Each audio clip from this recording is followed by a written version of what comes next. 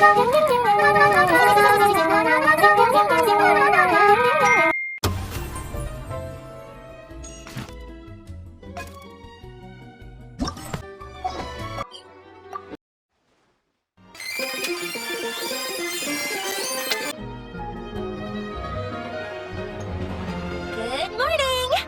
and I were just talking about you.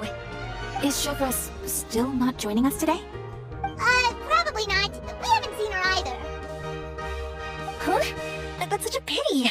Director Verena said that we've only got a few small scenes left before wrapping up the entire thing. She even said that she'll get me into a couple scenes, so everyone will have a chance to shine in front of the camera. We were also planning on having a victory feast once we're all finished filming. You can join us, right?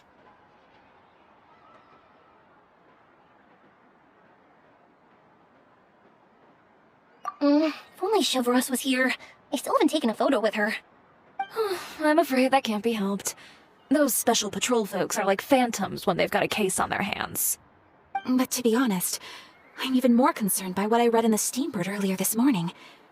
It said that the killer in the murder case was none other than the author of the Two Musketeers.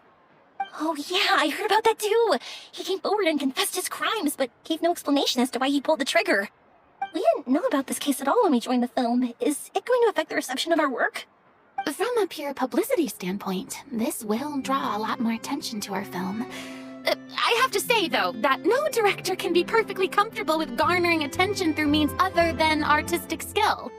To be fair, I feel like that ship sailed the moment you allowed yourself to be named as the director on our posters. It's not my fault that I'm super popular. What was that saying again? My popularity has, Sunk to an all-time low? spread to the four corners of Tibet.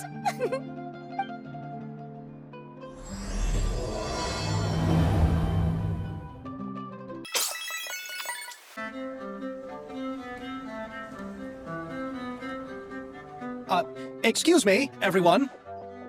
Xavier! Feels like it's been ages since we last saw you. I've been talking non-stop with the Film Association, and I'm absolutely swamped trying to coordinate the film's marketing. So forgive me for not being around more often, but please believe me when I say that I will make sure everyone's hard work gets the exposure it deserves. Oh, seems like you've been fighting your own battles. Yes, that's one way to put it. Oh, and before we begin the final round of filming, please allow me to finally introduce you to the original investor of our film, Mr. Morris. A pleasure to meet you all. Yes, glad to make your acquaintance, Mr. Morris. We've heard about the issues you've encountered with your financial situation, and genuinely hope that things have taken a turn for the better. Oh, well, the situation has, indeed improved somewhat. Don't worry, Mr. Morris. Accidents and last-minute challenges happen all the time. There's no need to blame yourself over it. The good news is that we're almost done filming now, and I would even say that this is the best story I've ever seen. Is that so? I see, that's great news. All right, now that we've gotten all the pleasantries out of the way, let's get the show on the road. We'll mostly be filming typical people and scenery from the streets today to improve the sense of environmental ambiance in some parts of the film. Oh, and there'll be a cameo for Mr. Kamisato and Miss Yoimiya as well.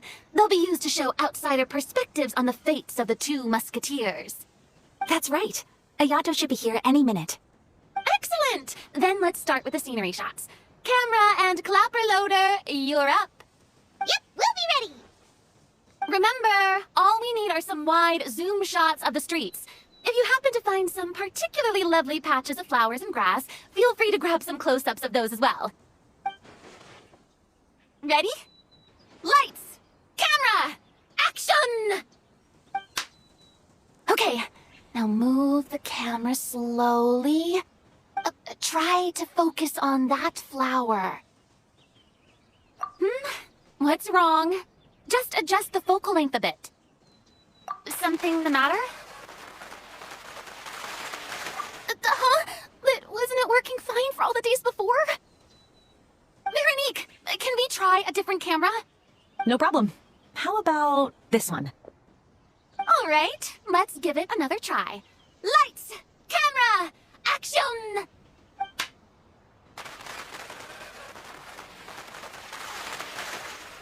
Don't tell me. This one is broken too? Veronique, do we have any other spare ones we can use? I'm afraid we only brought these two today. What? Then go find a workshop to get them repaired right away! Oh, and you too, Bono! Go find our spare camera in the warehouse and bring it back to the set! On it. Greetings, everyone. My apologies for the delay. Is something the matter, Ayaka? It seems like there are some issues with the filming equipment today. We're stuck for the moment. I see. Well, let's not just stand here twiddling our thumbs. Actors, to the makeup booth. We'll start on the next scene as soon as we get a working camera. The people at the workshop told me that the part which holds the lens in place seemed to have fallen off. That's super strange. It was perfectly fine just yesterday. Well, no time to dwell on that now. Let's get back to filming. Ahem! Quiet on set! Places, everyone! Lights! Camera! Action! By the way, have you heard about that recent murder case? Yes, I have. It seems that they've caused quite the commotion in the city. I heard that the chief of the guards is so mad about not catching the culprit that he's about to explode. Oh? I find that quite hard to imagine, considering how he already looks most days. Director, we have a problem. Oh, we're in the middle of a take! Couldn't you wait until we wrapped up this scene? No, Director, our film, all the finalized film that we've been keeping in the case has disappeared.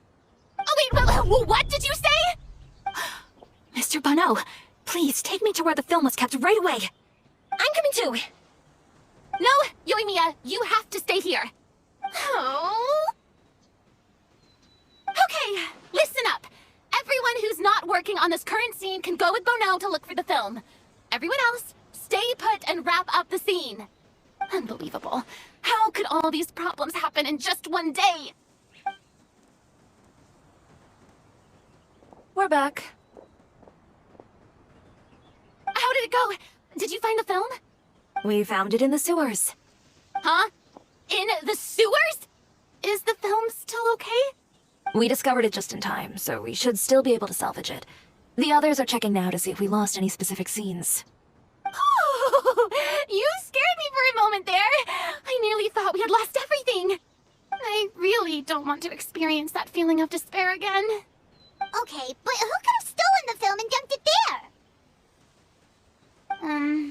Could it be, some competitors working on other films? But if they wanted to harass us, why wait until the last day?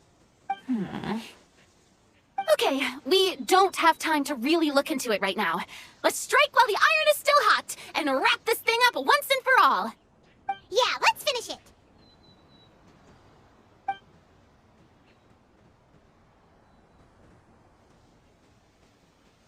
I would like to officially announce that our entry to the festival, The Two Musketeers, has now concluded filming! Paimon is spent. It's so late already. Even though the filming process proved to be extremely challenging, everyone provided valuable and unique contributions to the final product. Thank you all for your dedication and support. And just like Director Farina, I would also like to extend my most heartfelt thanks to all of you. Really, you've all helped me so much. All right, let's save the awards speech for later, and hopefully also get some rehearsals in before the real thing.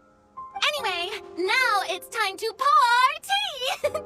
Let's all make our way to the beach and have a celebration feast so loud and fun that even the blubber beast will want in. Party! Paimon wants to party! Whoa, this place is hopping. Everyone's finally getting to relax after wrapping up the film. Let's go chat with someone. Have you ever seen a fireworks show, Mr. Morris? It's pretty amazing. I'm afraid I haven't, but I'll take your word for it. Have you ever seen a fireworks show, Mr. Morris? It's pretty amazing. I'm afraid I haven't, but I'll take your word for it.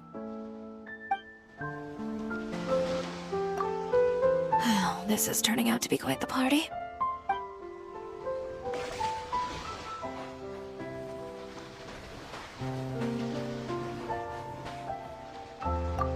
I was thinking, if this film turns out to be a success, could I ask the two of you to stay and be a part of my crew? Of course, I'll definitely increase the pay for next time. I'd be more than happy to, Mr. Xavier. Thank you for the offer, Mr. Xavier. But I've made some plans to go on a journey to the other nations once the festival is over. Is that so? Well, then in that case, bon voyage, Miss Veronique. Please feel free to get in touch once you've returned to Fontaine.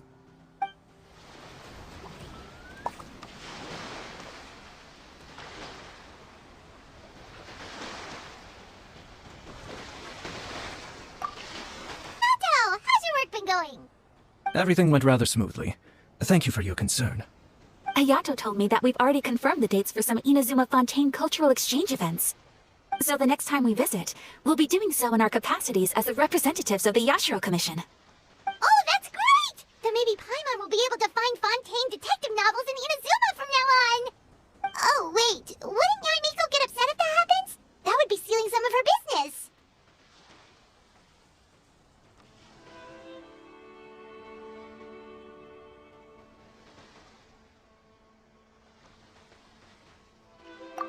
You've got a point. She's always complaining that light novels have become bland and too predictable after all. The cultural exchange won't only feature literatures of both nations, of course. We have also made plans for cross-cultural engagements in the fields of gourmet cuisine, toy making, and artisan craftsmanship. Whoa! Paimon's getting super excited now! When the time comes, be sure to visit and participate in all the events.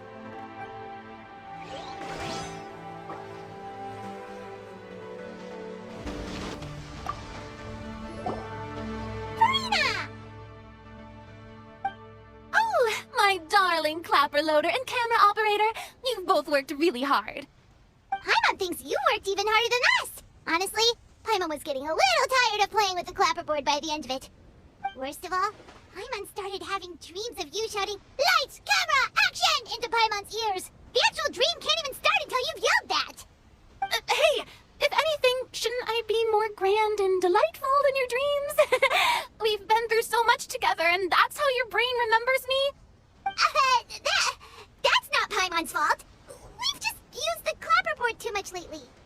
Anyway, what's most important is that we've wrapped the film. I'm pretty confident that we'll take first prize. Hey, no need to mention the official name. Wait, now that you mention it, if we did win the prize, would Farina just get a statue of herself? Come on, I don't need that kind of attention. Xavier can accept the reward on our behalf. But just imagine! Farina accepting the Farina Award and holding a Farina statue. I'm going back to my dessert now. You all can keep discussing that on your own.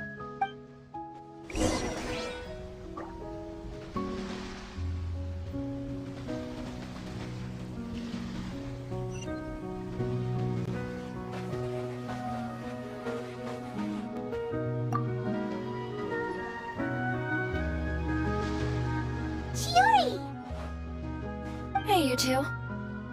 Are you not really into these kinds of big social occasions? Not particularly. But this is still better than Fontaine Fashion Week. But if this film becomes a big hit, people will definitely come flocking to your shop. Yes, that's highly likely. As long as the film can premiere as planned. Are you still worried about the case? That and all the obstacles we had to face today. You're right. It's as if all our bad luck just manifested at once. But why today of all days? No. No, it's nothing. We've already delivered the film to the editors, so there should be nothing more to worry about. How are you doing, Mr. Morris? You having a good time? Well, you could say that. Do you happen to know when the party is scheduled to end? Judging by how much fun everyone's having, I'd say probably not until well after midnight. Is there something that you still have to take care of at home, Mr. Morris? Oh, well, I'm just not a late-night person, so I might take off shortly. Oh, no! Silly me. I almost forgot something super important. Oh, what is it? I prepared a whole batch of fireworks for the party, but I forgot to bring them over from the warehouse. Fireworks, you say? Well, that's, truly a pity. Sorry things didn't go as planned. Could you help me carry them over, Mr. Morris? I won't be able to fetch all of them by myself. Me? Are you sure that you can't find anyone else? I just wanted to make this surprise for everyone. The warehouse isn't far from here. We'll be there in no time. Pretty please, Mr. Morris. These are some of the best fireworks I've ever made. So I also want you to see them before you leave. They're stunning. I promise that they'll be a once-in-a-lifetime experience that you'll never forget. But... It's okay. Just come with me. If we're sneaky enough, nobody else will see us leaving. All right. The warehouse is right over here. I moved the fireworks there in advance, so it shouldn't be too much work bringing them back. It's still a ways away from the party. Sorry about that, Mr. Morris. It's probably because I'm used to carrying fireworks all the time, so it doesn't feel like a lot of work to me.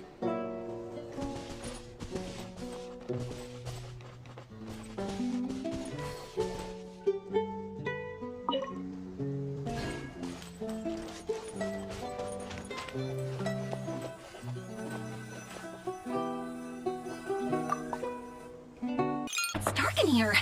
Wait here, Mr. Morris. I think the light switch should be somewhere over here. Why did I have to get roped into this?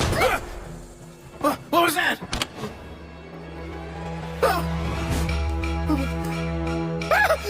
Who's there? Get me out! Get me out of here! Did you really think you'd get away, Morris?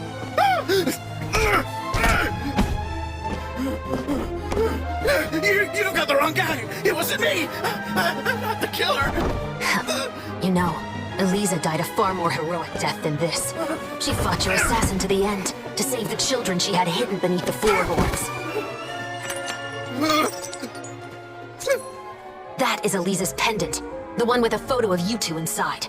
The one you gave her. Ring any bells? It's a fake! It has to be! There's no way! No way your assassin didn't destroy it, you mean? Did you ever love her, Morris? Or was killing her always the plan? No, please! Listen to me! I told Eliza to keep us a secret! I paid her plenty for her silence! I never thought she'd keep the child! Everything was gonna come out, and I had no choice! She forced my hand! No! I'm begging you. I have money. Just name your price, please! You can keep your Mora, and you can go to hell.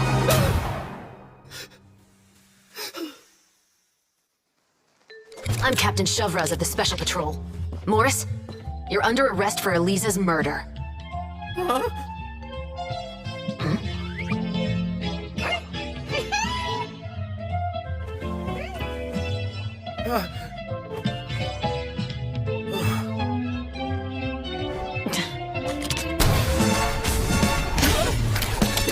You're under arrest too, Prop Manager Veronique. Or perhaps I should call you the Second Musketeer. Wait, what's going on? This wasn't in the script. Drop the gun, Veronique. Why? Why would you keep me from exacting revenge on this heartless monster? Drop your weapon. This is my final warning.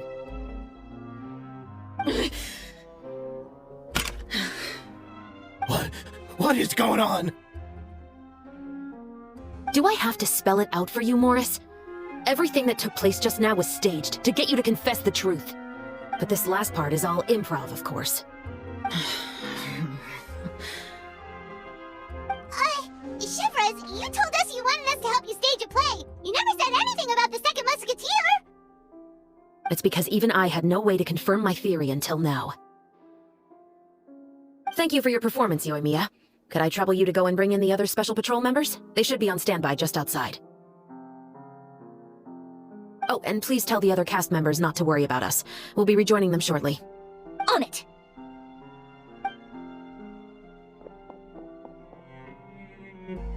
So what do you think, Morris? Care to talk about what happened 20 years ago? My patience is limited, you know. Don't force me to take you back to the interrogation room. I'd wager that you wouldn't last for more than a minute in there. With the recording we made, you have no chance of winning in court. Cooperating with us now is the most practical move. All right. I'll talk. I hired an assassin to murder Eliza. She once worked as a maid on my family's estate. She was very beautiful, and after some time I fell for her. We kept our relationship a secret and carried out an affair for some time, but it wasn't long before she became pregnant. And if my parents ever found out, they would have stripped me of my inheritance and status, driven me out of my home. I also didn't expect Elisa to insist on bringing the pregnancy to term. She even asked me to leave my family and travel far, far away with her. She believed that you were truly in love with her. I didn't have a choice. I gave her a large sum of mora, told her to leave the family and to get rid of the baby. But then years later, she sent me a letter. There were photos of 2 children, and she even asked if I could find some time to visit them. Huh? 2 children? Paimon thought Baptiste was the only... you mean... Even if she had the children against your will, you could have just ignored the letter entirely. Why kill her? I had just gotten engaged to be married to an heiress from another wealthy family. So if anyone were to find out about Elisa, my life would be completely ruined. I didn't have a choice. No. You always had a choice. You just made the wrong choice. Again. Do you know how it feels to watch your mother be killed right in front of you? My brother and I were hardly even school age yet. We were hidden beneath the floorboards, grasping each other's hands like a lifeline. We were so terrified that we didn't even know we could ever take a breath. All we could do was to watch Mother try to fight back, and then collapse to the floor. Even after the assassin left, we were still too terrified to leave our hiding spot. We thought that he might come back. It was only until the next evening when we finally climbed out and gathered around our mother. But she had already become cold and stiff to the touch. You made up your mind right then and there to bring this case to light. Not only that, we resolved to get our revenge. And that's why you became the Musketeers. No, that's why I became a musketeer. The man from before was also killed by me.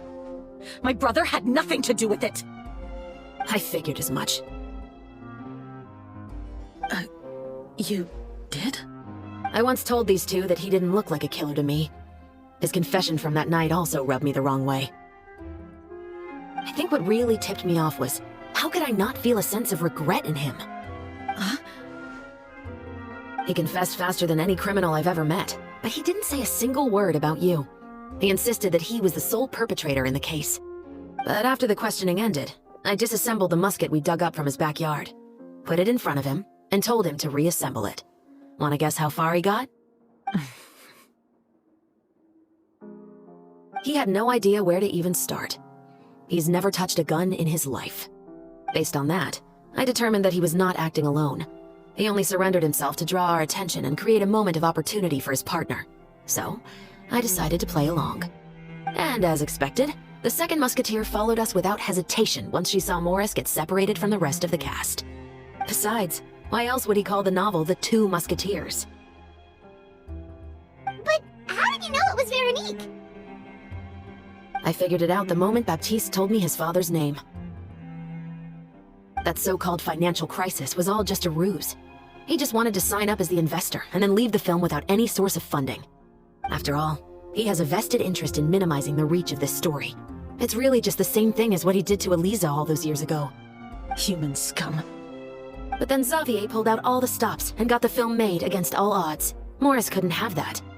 With the killer in custody, he figured it was safe to act. And so he came to visit the set today, just as I expected. Wait, so you were behind all those mishaps today?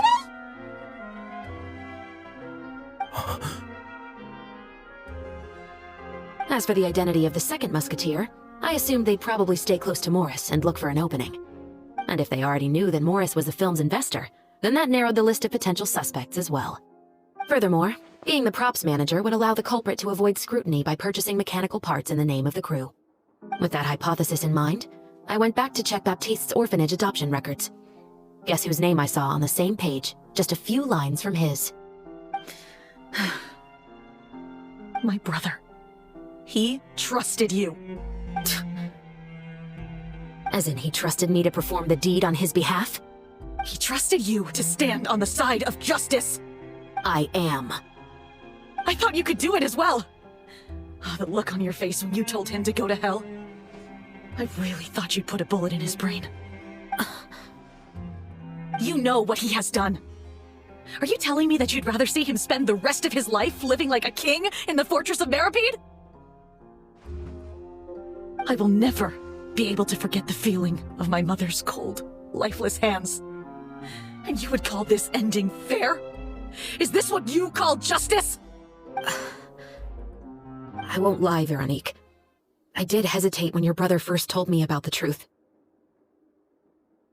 I wondered. I agonized over whether I should really put a bullet in his head. So why don't you? Because that should never be how justice is carried out in this world. Perhaps, to you, justice is simply reciprocated, an eye for an eye, and a life for a life. But everyone has their own understanding of justice. If everyone were to pursue their own definition of it, there would be no more order in this world. Today, you'll kill Morris, and tomorrow, his children may come for you. The world cannot render judgments based on a desire for revenge. That will only lead to a cycle of revenge, as well as the destruction of order and civilized society.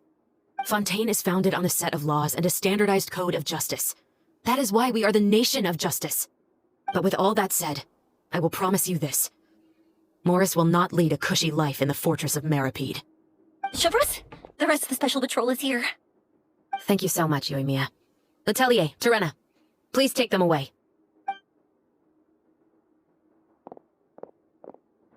I still can't agree with your reasoning. I know. Justice has not been delivered. At least, not today.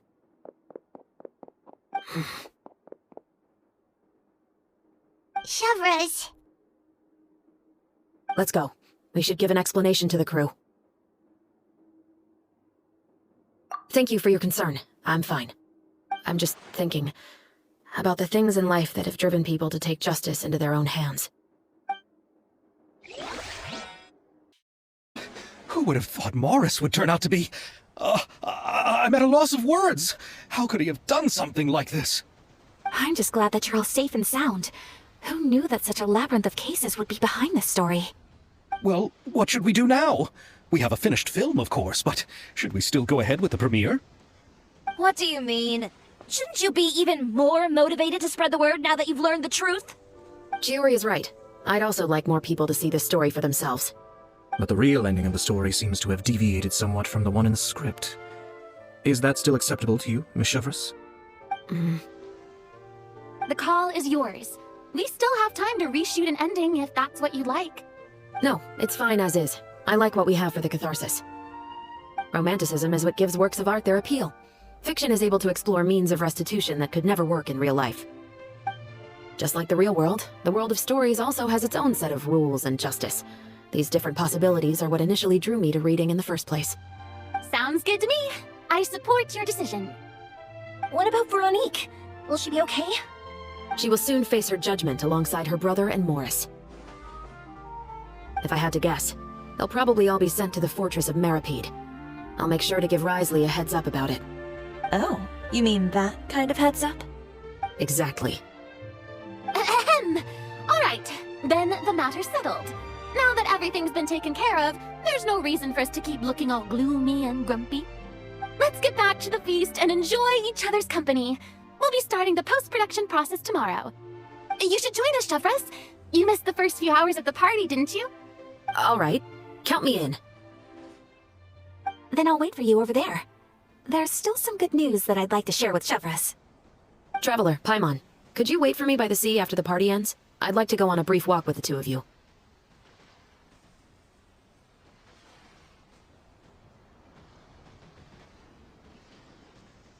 Thank you very much.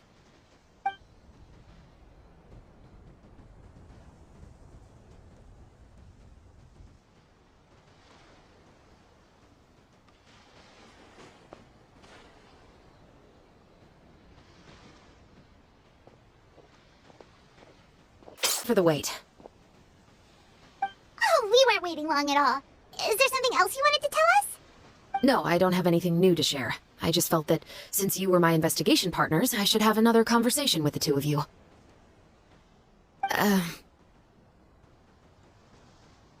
Traveler, how would you have responded to Baptiste's request if you were in my... When I was young, My father often took me here to swim. We'd come rain or shine, even when it was freezing cold. He told me that swimming was the best activity to train one's strength of will. You could never give up before reaching the shore, especially when the water was cold. Oh? Why's that? Because the moment you give up would be the moment you die. At that point, I still hadn't received my vision. One winter, the chilly wind felt almost like knives on my skin, and the seawater was so frigid that it numbed my toes the moment I stepped in. I cried and begged my father to spare me from having to swim across, but he wouldn't listen. He used to be a member of the Special Patrol as well. You could say it was his way of educating his children. That sounds awful. When he saw that I wouldn't stop crying, he just picked me up and tossed me into the icy water. The bone-chilling cold took away my senses. I couldn't feel anything but fear and rage. I waited for my father to save me, but one look and I knew he'd already started swimming for the opposite shore. I realized that if I were to give up, I really would die right then and there. I used all of my strength to try and catch up to my father. Those few minutes felt longer than my whole life up until that point. I did, however, make it to the other side. I've never felt afraid about anything in my life after that, nor have I ever cried again. That way of teaching would have never worked on Paimon. Yeah, I don't think that was the right method for anyone. It's just that, working now as I am in the pursuit of justice, I still sometimes feel like I've been tossed into that winter sea all over again. The anger and the helplessness. Chevres. But the worse I feel, the more I know to never give up. The alternative would be to forever lose myself among the waves. Anyway, how about a race? Neither of us will drown, but we can still see who swims faster.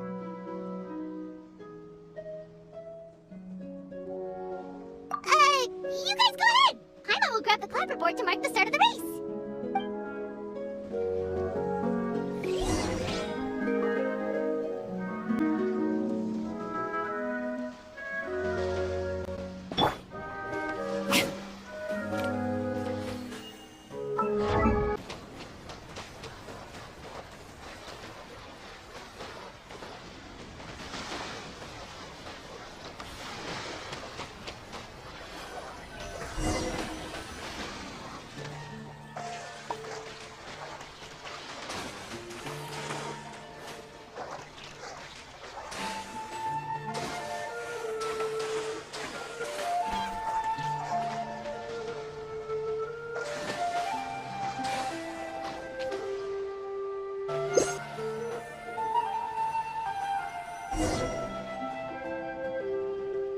Oh, that felt good. You were so fast in the water, Chevres! You were swimming even faster than Paimon could fly! So, about the Special Patrol, did you join because of your dad? Partly, but I'd say I was more inspired by the heroes I read about in stories growing up. Oh, so it's due to your love of stories!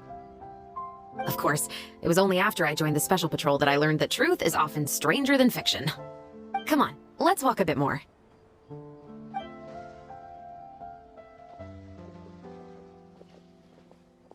To be honest, I do sometimes question whether the decisions I make are the right ones. But I know that no matter what, I must keep swimming.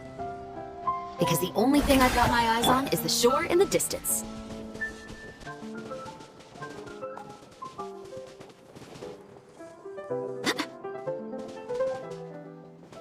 Let's walk with me. I feel a lot better after getting all that off my chest.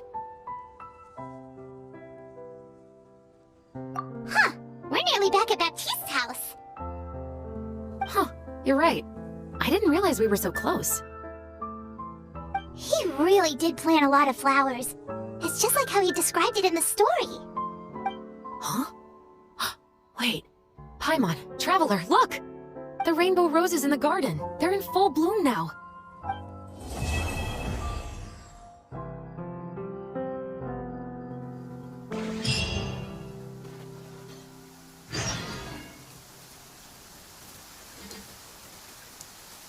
The rain won't slow me down. Even though it's a bit late, I must thank you for investigating this case with me. Not on behalf of the Special Patrol this time. It's a personal expression of gratitude from yours truly. Oh, you want to hear more about my father? To be honest, I didn't spend that much time with him. He was always busy with his special patrol, so he would often return home really late at night. Some nights, he didn't come home at all. Once, he didn't come home for a long time, maybe a whole week or so. When I went out to buy food, I learned that he had become a criminal, and by extension, that made me a criminal's daughter. But we can talk about that another day. I actually have a lot of sympathy for Veronique and Baptiste. I can understand the hatred they feel for their father. But that doesn't mean I'll allow them to walk the path of evil, even if it might lead to another sense of justice.